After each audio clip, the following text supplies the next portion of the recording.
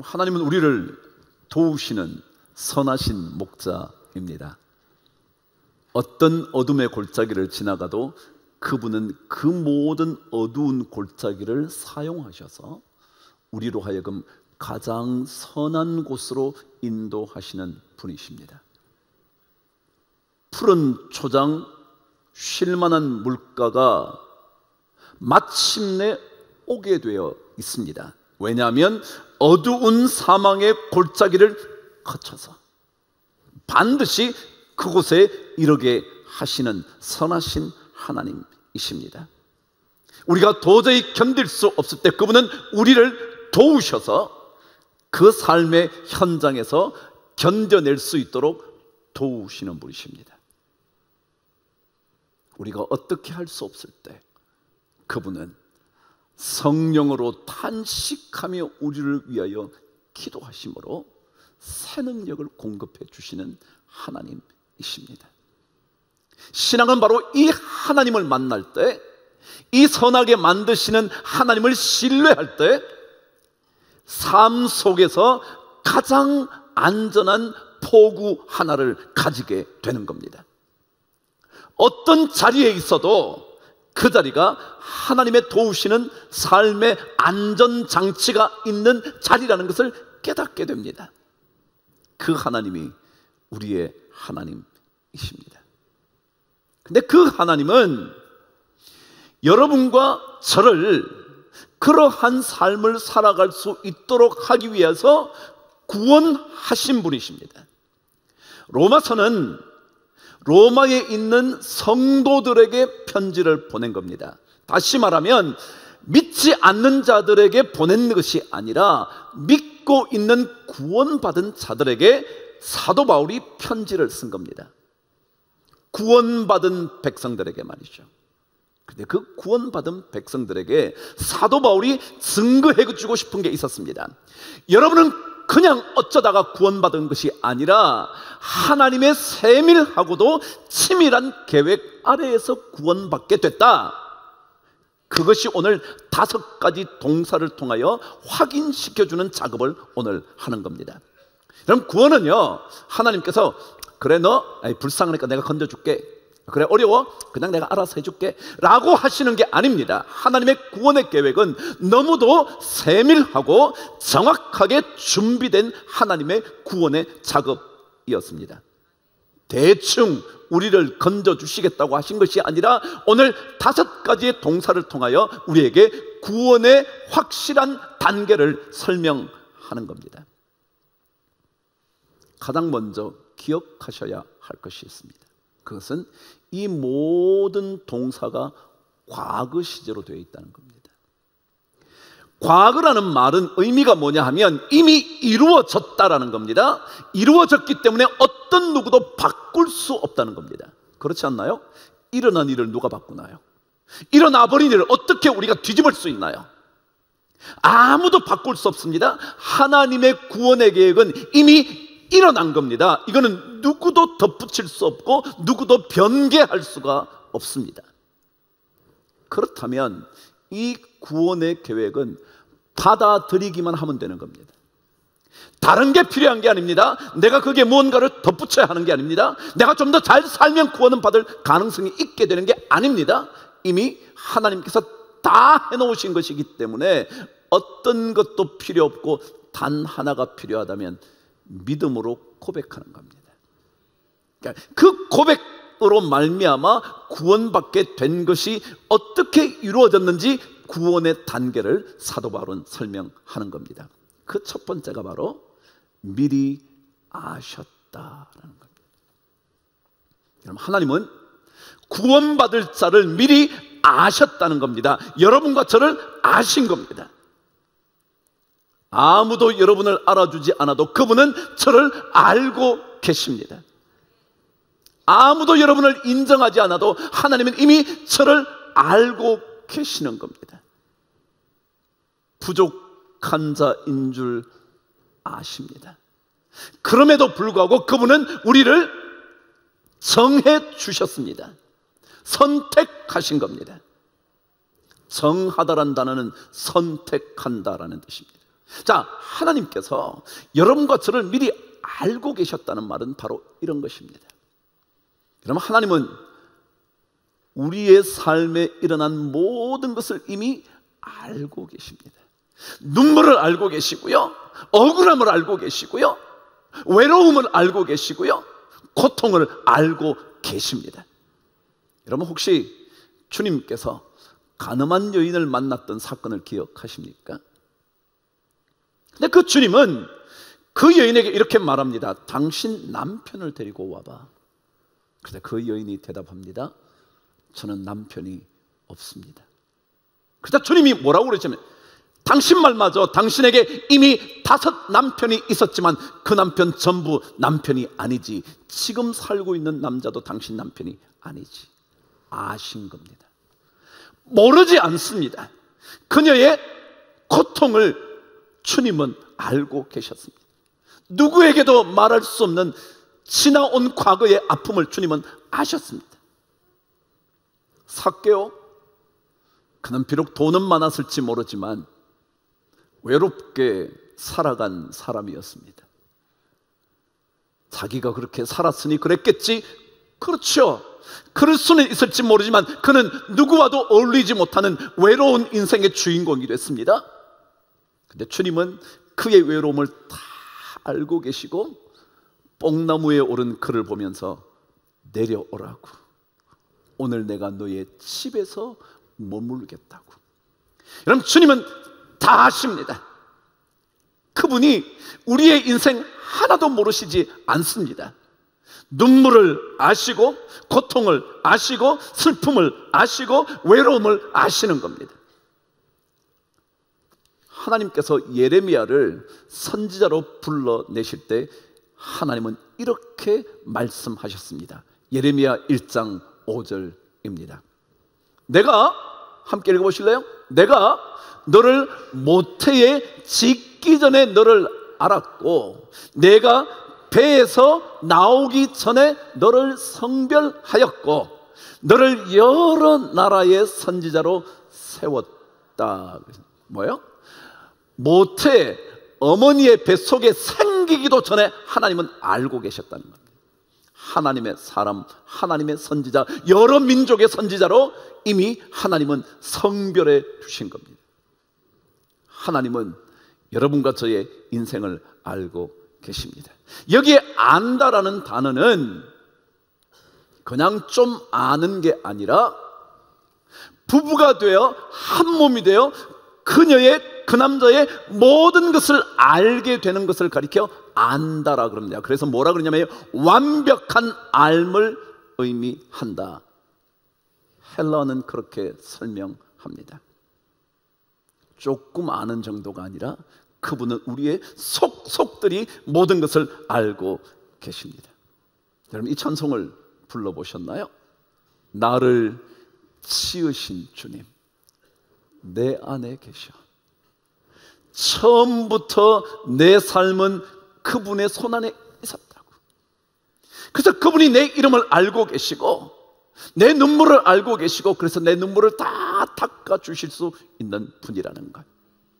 여러분, 저와 함께 이 찬송을 한번 불러보세요. 여러분, 주님은요 여러분과 저의 눈물의 골짜기를 알고 계십니다.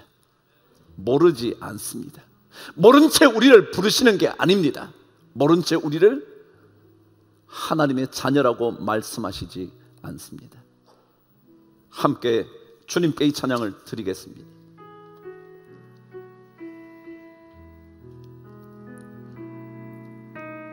나를 지으신 주님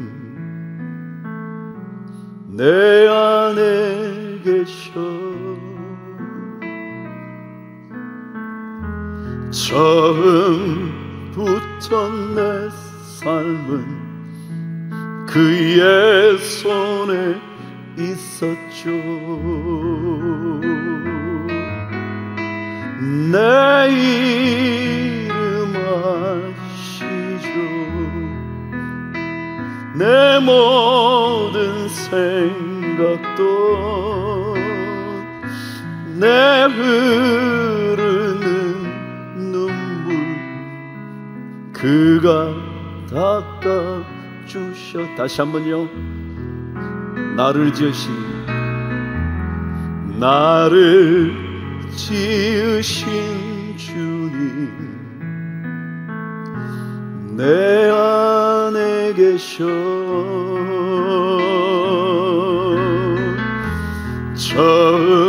처음부터 내 삶은 그의 손에 있었죠. 내 이름 아시죠. 내 모든 생각도 내 흐르는 눈물 그가 닦아 주셨죠. 성경은 우리에게 하나님은 미리 알고 계셨다. 여러분이 이 자리에 여러분의 선택으로 오신 것 같지만 주님은 이 자리에 올 것을 미리 알고 계셨다.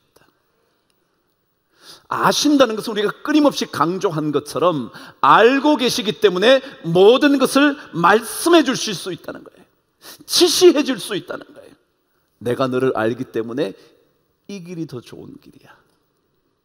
너의 성품을 알기 때문에 이렇게 선택하는 게 좋은 거야. 그 길은 가지 않는 게 좋아. 너 성품으로 보면.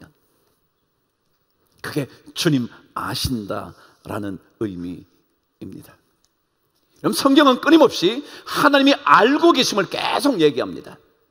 여러분, 이스라엘 백성들이 구약 성경 속에서 나타난 전투의 이야기를 읽으면 이스라엘 백성과 다른 이방 나라들과 전투를 벌일 때마다 하나님은 그 모든 상황을 아십니다. 그래서 어떻게 전투하는 것이 좋은지, 이번에는 어떻게 어느 곳에 매복하고 있는 것이 더 좋은지, 아니면 맞서 나가는 것이 좋은지 하나님은 다 알고 계십니다. 아람 군대가 이스라엘 공격하기 시작했습니다. 근데 공격을 하려고 할 때마다 미리 자꾸만 차단이 되는 겁니다. 아람 왕이 백성들에게 말합니다. 누가 이스라엘 왕과 내통하는 사람이 있는 거야? 왜 이렇게 우리가 이쪽으로 공격하려고 그러면 거기에 이미 막혀 있는 거지? 라고 말합니다.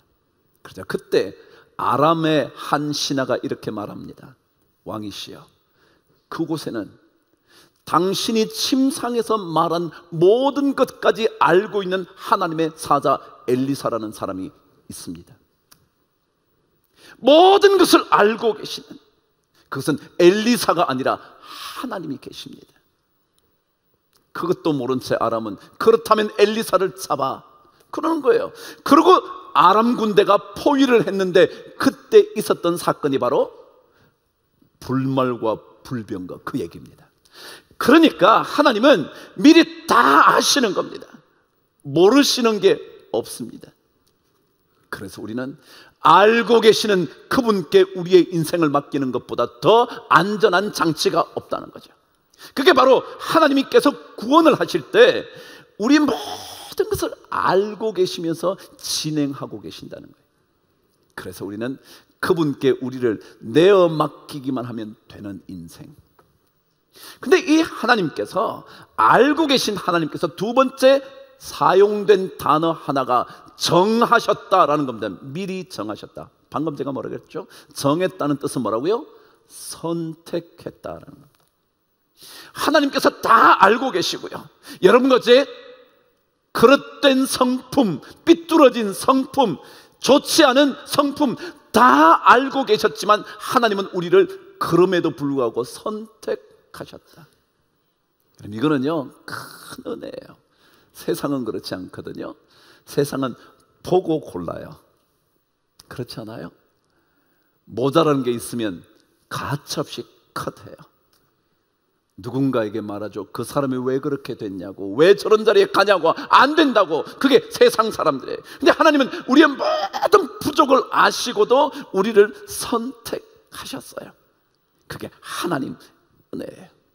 여러분, 선택했다는 것은 어떤 의미냐면 바로 당신이 내 거야 라는 겁니다. 여러분, 그렇죠? 어떤 사람을 선택할 때 그것은 네가 내 거라고 말할 때 선택한다 그럽니다. 이사야 43장 1절은 그래서 이렇게 기록되어 있습니다. 저와 함께 읽어보실까요? 시작. 야곱아, 너를 창조하신 여호와께서 이제 말씀하시느니라. 이스라엘아, 너를 지으신 이가 말씀하시느니라. 너는 두려워하지 말라. 내가 너를 구속하였고 내가 너를 지명하여 불렀나니 너는, 이게 뭐냐면 선택하셨다, 미리 정하셨다, 너 찜했다는 거예요. 여러분, 지적해서 지명해서 너는 내 거라고 말하는 선택의 의미는 뭐냐면요, 내가 너 책임질게, 그 얘기입니다. 어떤 남자가요, 어떤 여인이 너 내 거야 그러면 다른 어떤 누구가 침범하지 못하도록 내가 너 막아줄 거야, 어려움이 있으면 내가 책임져 줄게, 그 말이 내 거야 라는 겁니다. 지난주에 한 목사님이 저에게 꽃을 보내면서 꽃말을 담아 보냈습니다. 혹시 꽃을 아시는 분들은 간혹 아시긴 하더군요.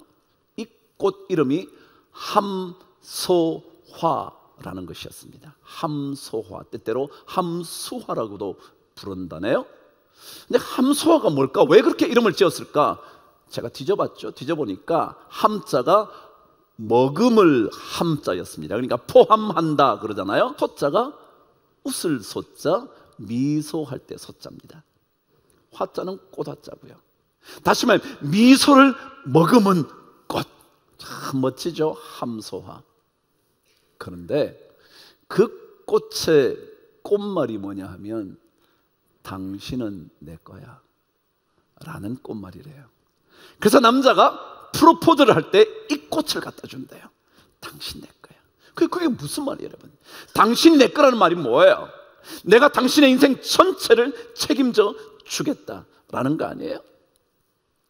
그가 내 모든 인생에 필요한 것들도 공급해 주겠다, 그런 것 아닌가요? 그게 바로 당신 내 거예요. 여러분, 조금 전에 불렀던 찬송 2절은 이렇게 시작합니다. 그는 내 아버지, 한번 불러보실래요? 난 그의 소유, 내가 어딜 가든지 날 떠나지 않죠. 내 이름 아시죠? 내 이름 아시죠? 내 모든 생각도 아빠라 부를 때 그가 들으시죠. 방금 불렀잖아요. 그분이요, 넌 내 거야. 그는 내 아버지, 나는 그의 소유. 이게 뭐냐면 내가 너를 정했다, 선택했다라는 의미입니다. 하나님은 우리를 선택해서 우리를 절대로 떠나지 않고 지켜 보호해 주시겠다, 어떤 것으로부터 다 막아주겠다.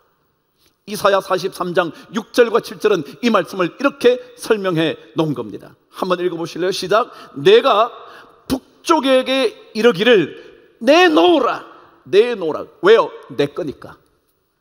이해가 되시나요? 북쪽은요, 아수르 제국, 바벨론 제국, 그 제국들이 능력을, 힘을 발휘하고 있던 그때 말이죠. 내놔, 내 거거든. 계속 읽어보실래요? 남쪽에게 이르기를 가두어 두지 말라. 여러분, 남쪽에는 애굽이라는 거대한 나라가 있습니다.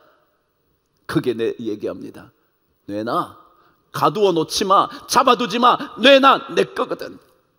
계속 읽어보실래요? 내 아들들을 먼 곳에서 이끌며 내 딸들을 땅 끝에서 오게 하며 내 이름으로 불려지는 내가 알고 있는 그들 모든 자 곧 내가 내 영광을 위하여 창조한 자를 오게 하라.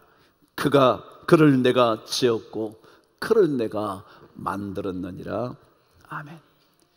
여러분, 하나님께서 선택하셨다는 말은 바로 이런 겁니다.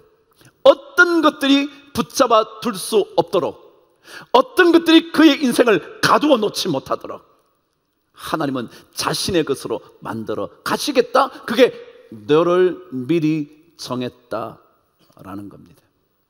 이사야 43장 6절 7절을 읽으셨지만 5절 말씀에는 동쪽과 서쪽 얘기가 나옵니다. 말하면 동서남북이 다 나옵니다.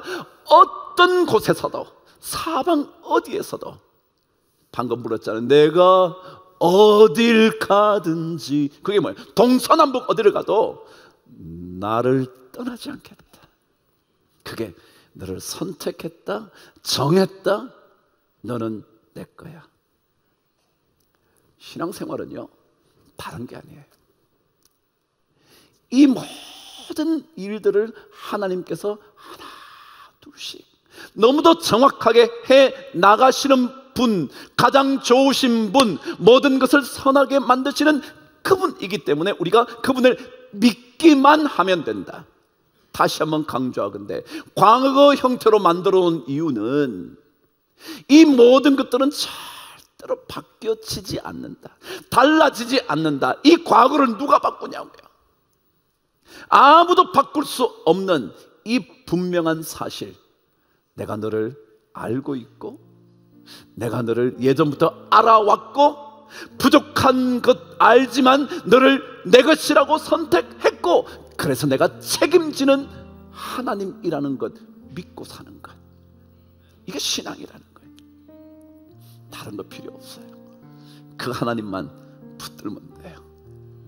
아무리 그분이 우리에게 험한 산을 지나가게 한다 할지라도, 거친 비바람이 우리에게 온다 할지라도, 이것은 우리에게 좋은 것 주시려고 하시는 하나님의 계획이구나, 기도할 때구나, 나를 기도하게 하시려고 이런 것을 지나가게 하시는 분, 그 믿음이요, 그 믿음. 왜냐하면 하나님은 그런 분이시거든요. 모든 것을 합력해서 가장 좋은 것으로 바꾸시는 분이시거든요. 그래서 하나님의 이 놀라운 구원의 계획의 전개 과정은요, 절대로 바꿀 수 없는 이미 이루어진 사건, 아셨고 정하셨고 부르셨고 의롭게 하셨고 영화롭게 하신 것. 다음 주에 이 나머지 세 동사에 대해 또 묵상하게 될 거예요.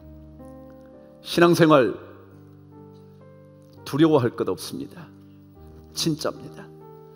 힘든 일 왜 없겠습니까? 고통스러운 순간이 왜 없겠습니까? 모든 건 내 던져버리고 싶은 그때가 왜 찾아오지 않겠습니까? 그럼에도 불구하고 오늘 말씀대로 너는 두려워하지 말라. 내가 너를 구속하였고 내가 너를 지명하여 불렀나니 너는 내 것이라고 하나님이 선택해 주신 겁니다. 책임지시겠다고, 내놓으라고, 가두지 말라고, 오게 하라고. 그 하나님, 한 주간 동안 절대 놓치지 않는 멋진 한 주간의 삶 살아가시게 되기를 주의 이름으로 축복합니다.